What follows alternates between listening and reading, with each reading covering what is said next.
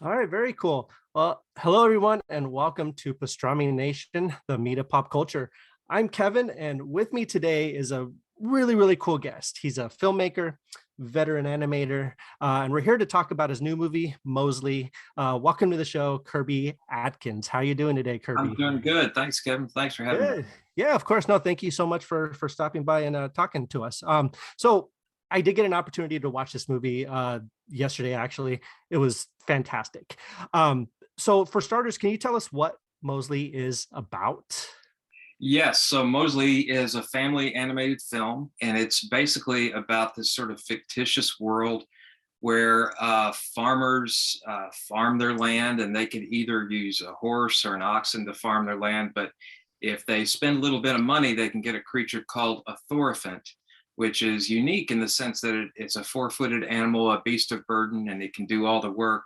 But it's unique in the sense that it can speak, unlike Right. these other animals. And so our story is about one of these beasts of burden. His name is Mosley. He has a small family, a wife and a child. And one day his little one discovers a cave that has creature drawings of creatures just like them, except that they can walk upright and that they have hands. And so it creates this sort of mystery about, well, what happened? Is this what we used to be? And if so, what happened to us to make us bent back and four-footed? And so they go on a quest to try to find where these uprights are and to see if they can get them to rescue them. But and there's lots of twists and turns, but it's a very fun little movie. Yeah, absolutely. It's definitely a family film that everyone can watch, and it doesn't. One thing I loved about it is it doesn't shy away from kind of the darker side of it all. It kind of harkens back to a lot of the movies I remember watching growing up, Never Ending Story and all that kind of stuff. Exactly, yeah, and that's was sort of the point, was to make you mentioned Never Ending Story, and it's sort of those kind of films when I was growing up that marked me, because they weren't so much family films in the regard that they were comedies.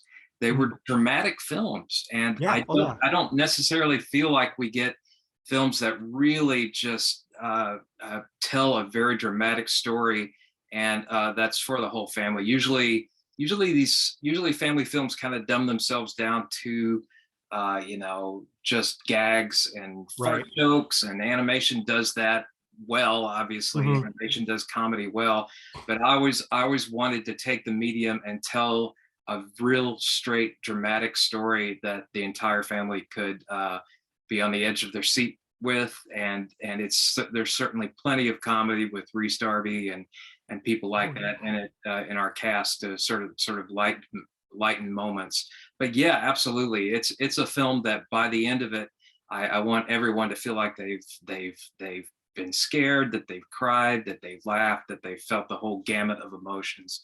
And Yeah. so I think it is unique in that regard. So It really is. I think the last movie we recently showed our kids the Black Cauldron, the old school Disney movie. It was yeah. dark and it was dramatic and it had its funny moments. Of course, it had like the stuff with the pig and stuff, which was cute. It's super dark, super. Yeah, yeah. Well, there was another film out a while back called "When a Monster Calls," I think, and I don't know if Yes. you ever saw that. But Yeah. I love those kind of films, because particularly when you're a kid and you're growing up and you happen to catch these things like I did as a kid on HBO or one of these, you just kind of glance across it and you're just hooked. Right. You're just hooked. And but they don't shy away from the bigger themes, death and bravery and all these other sorts of things. Yeah, they're not scared to tell a really good story. So you mentioned you call them beasts of burden, but that was actually the working title of this movie for a long time, wasn't it, when you first started kind of, this movie's been in production for a while. And Well, it has. It's been at least in my head forever, right. and so yeah, the working. I actually, I was animating at several different studios and writing scripts for several different films and all this other kind of stuff. But there was always, usually when you write a script and you hand it over to a studio, it gets turned into hamburger. Oh Uh, yeah. goes through this really weird process of turning into something that you don't recognize anymore. But with Mosley, that was a story that had been in my head for a long time, and dadgummit, I didn't want it to change. I wanted it to keep the spirit of the thing throughout. And so in that regard, I just started, I didn't wait for the financing. I just started storyboarding it and creating it.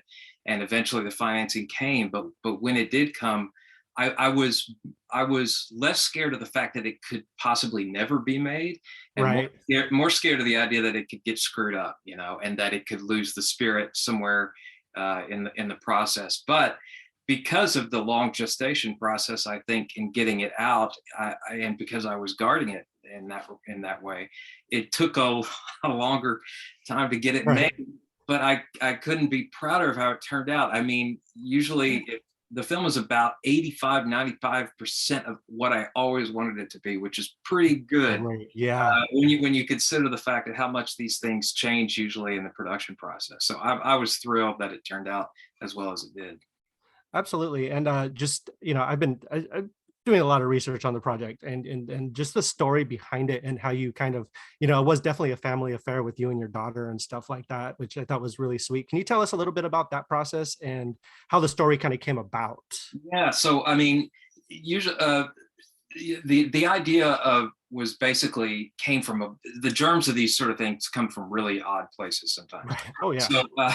So for me as a kid, I always when I was watching old Disney films and things like that, I noticed that Mickey Mouse, had a pet, Pluto, but he also had a neighbor who was also a dog, who had a mortgage and wore clothes and had hands and all this other kind of stuff. And in my mind, I was going, oh my God, what happened to Pluto that he didn't get to evolve to have a mortgage and a house and a car and all those other sorts of things, which is a really basic idea. And I'm sure a lot of people, but I thought there was a real dramatic story to tell there about what if you couldn't or weren't given the opportunity to evolve as much as far as your heart was meant to go.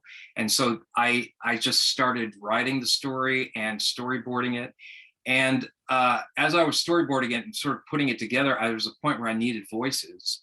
And my daughter was 6 years old at the time, and she was used to the world because I was drawing all the time. I was drawing these characters. So she would be in my office drawing the characters with me. She knew the story backwards and forwards. So I thought one day, why don't I just get a microphone and she and I'll get on the floor on our all fours and just play out the story, just play it. And being 6 years old and completely uninhibited, she had no idea she was acting. Which usually child actors are the worst because they're so self-aware and all this other kind of stuff in ways, but she was just playing. She was actually just playing out the story and doing little asides. She would ad lib. So it was like improv with a 6-year-old. And immediately I had that recording. It was lightning in a bottle because her performance and just our interactions felt so genuine.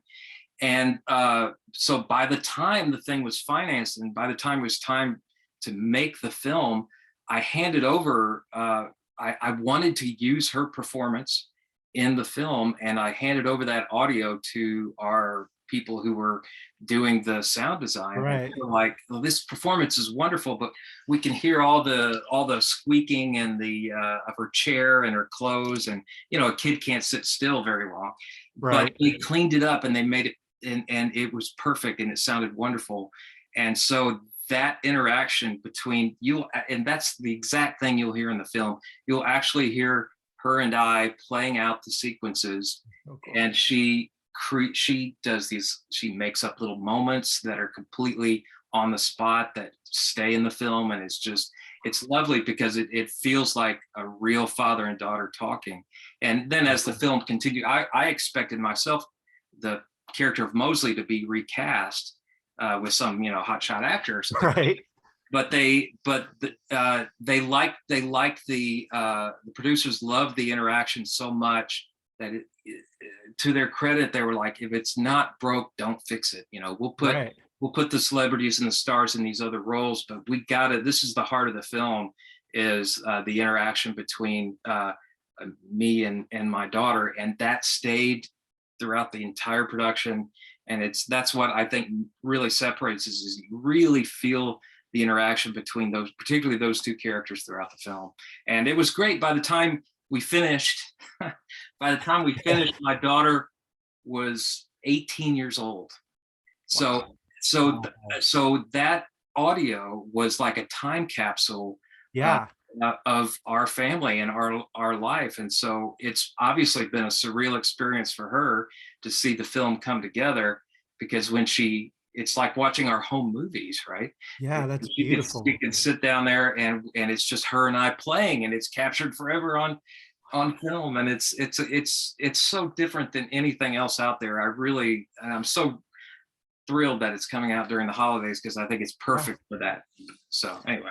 Absolutely, yeah. No, that your performance has a real, like, it's there's a tenderness to it. There's a real uniqueness to it, and a real, you can't manufacture that. That just kind of came through right through as I was watching. It was just like, wow, like this is incredible. So let's talk about the Hotshot celebrity cast that you talked about. No, I mean, because this thing, it's got Lucy Lawless, Jordan Rice, Reese Davies. I mean, one of my favorites, growing up, Indiana Jones, all that stuff. Rice Darby, and Tamara Morrison, like Boba Fett. Boba um, Fett. I got Boba Fett in the movie. like Yeah, that's yeah. that's So all these guys are Kiwis. All these guys are from that's New Zealand. awesome. And so we made the film in New Zealand, and with the help of the New Zealand Film Commission and a lot of support.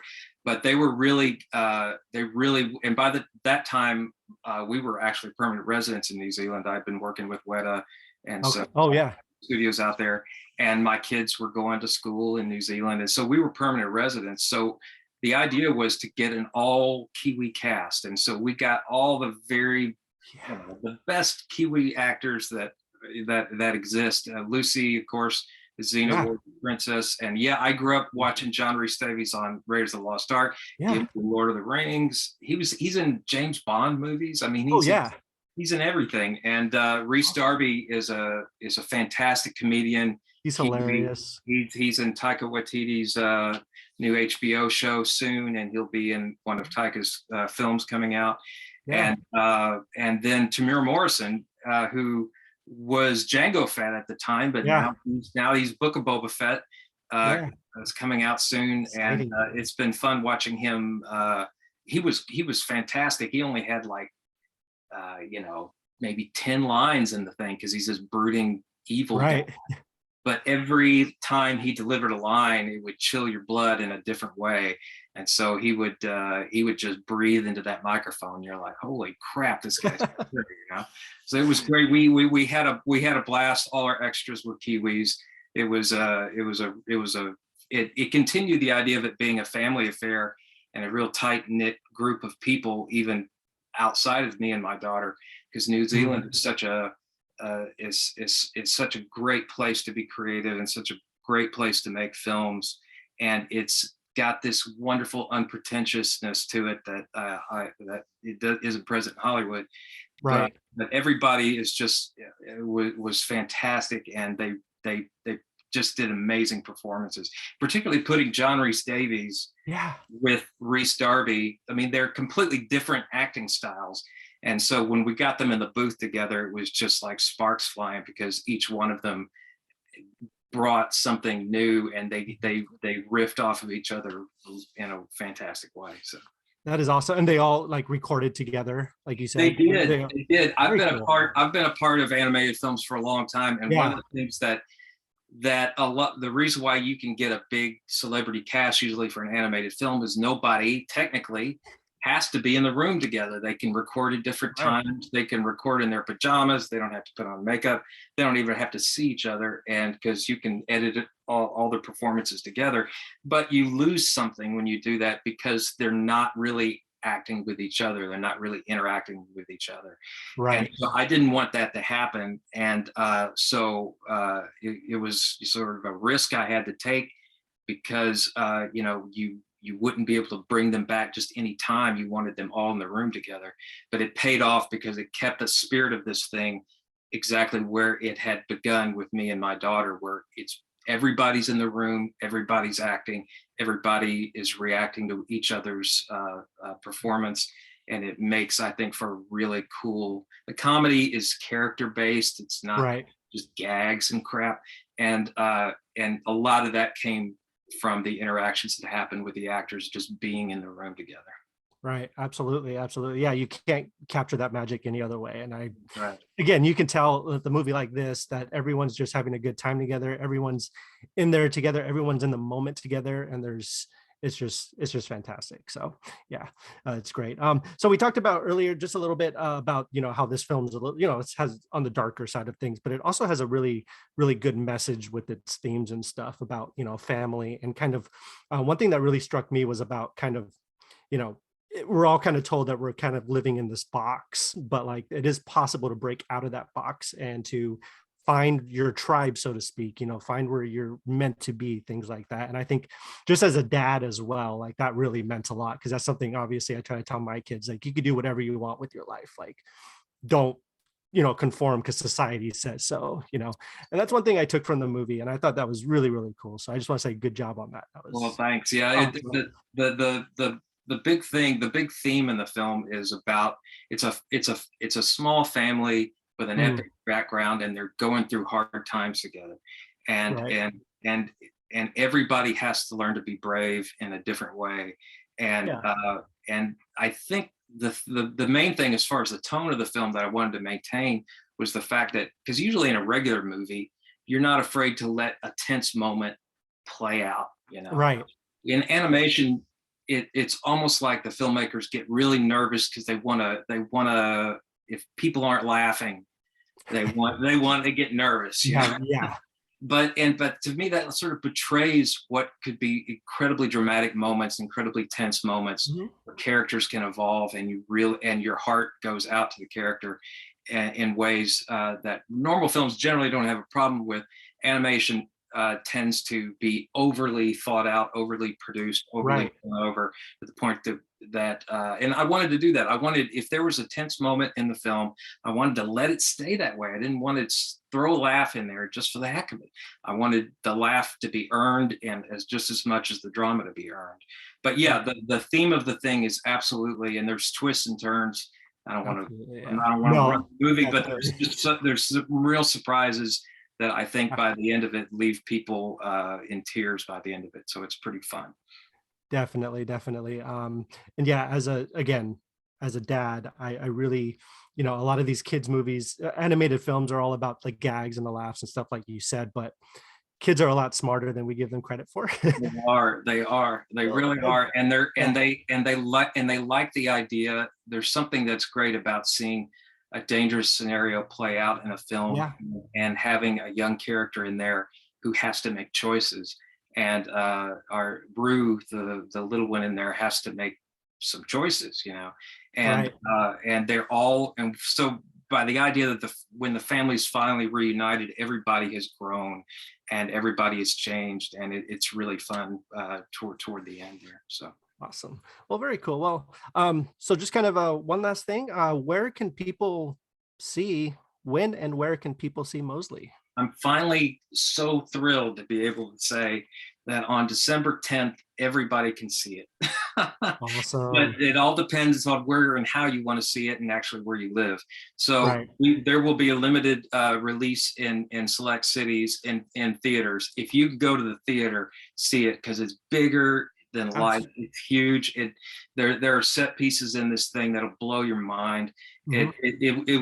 Our music was done by a composer, Elaine Mayrand, and I would love for everybody just to hear and see how big this thing is in a cinema. But if it's not if it's not in your if it's not in your city, you can watch it.